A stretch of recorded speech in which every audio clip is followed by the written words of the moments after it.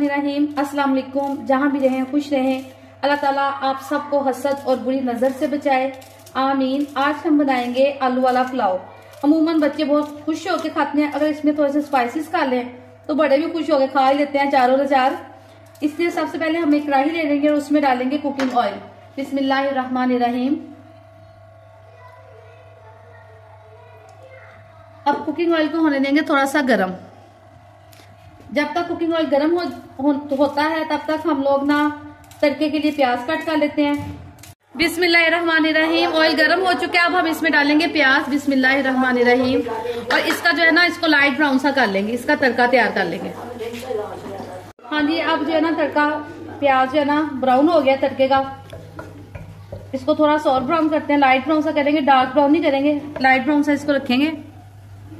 हाँ जी, प्याज light brown हो गया। अब हम इसमें डालेंगे अदरक लहसुन का पेस्ट और इसको भी ना इसके साथ हल्की सी इसकी भी बुनाई करेंगे कि लहसुन का जो कलर है ना वो चेंज हो जाए। लहसुन का जो पेस्ट है वो भी हल्का सा ब्राउन हो गया। अब हम इसमें डालेंगे टमाटर। बिस्मिल्लाहिर्रहमानिर्रहीम। और इसको भी इसके साथ शामिल करके ना 1 से 2 मिनट की भी बुनाई कर लेंगे। अब हम इसमें डालेंगे स्पाइसेस। सबसे पहले हम इसमें डालेंगे नमक 2 चम्मच। मैं 1 कप के हिसाब से 1 चम्मच डालती हूँ, तो ये नमक की जो क्वांटिटी है ना वो सही हो जाती है। 1 चम्मच से थोड़ा सा कम इसमें डालूंगी सुरख मिर्च और 1 चम्मच के करीब इसमें डालूंगी गरम मसाला। इन सारी चीजों को अच्छे से मिक्स कर लूंगी और फिर इसको लगाऊंगी पानी का 1 छींटा। बिस्मिल्लाहिर्रहमानिर्रहीम। ताकि ये सारी चीजें अच्छे से यकजान हो जाएं। अब हम इसमें शामिल करेंगे आलू, जो कि मैंने 2 दरमियाने साइज के आलू काट करके इसमें रख दिए थे। बिस्मिल्लाहिर्रहमानिर्रहीम। आलू इसमें शामिल करके इसको अच्छे से मिक्स कर लेंगे।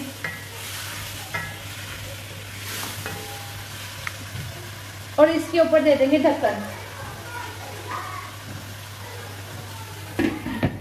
अब इसको 5 से 7 मिनट के लिए ऐसे ढक के रख देंगे और फिर इसकी बुनाई करेंगे। आलू जो है वो अच्छे से गाल चुके हैं। अब हम इसमें डाल देंगे पानी। 2 कप चावल थे तो 3 कप इसमें पानी के शामिल कर देंगे। बिस्मिल्लाहिर्रहमानिर्रहीम।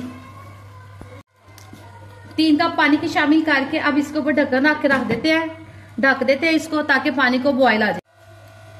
पानी बॉयल होने लग गया। अब हम इसमें शामिल कर देंगे 2 कप चावल। बिस्मिल्लाहिर्रहमानिर्रहीम।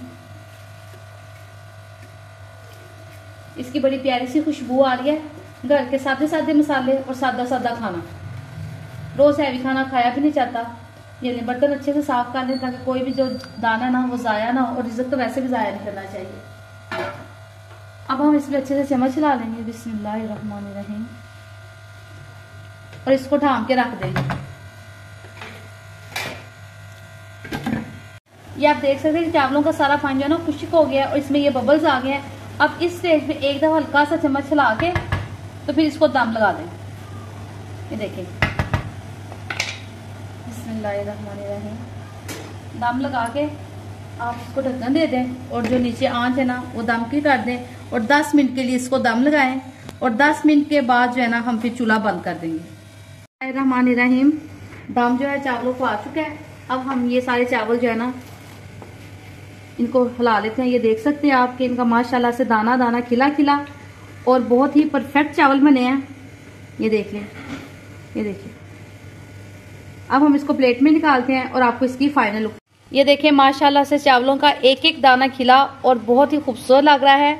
इस पे अब हम डालेंगे रायता। बिस्मिल्लाहिर्रहमानिर्रहीम। और रायता डाल के आप इसको खाएं और यकीनन आपको ये बहुत पसंद आएंगे।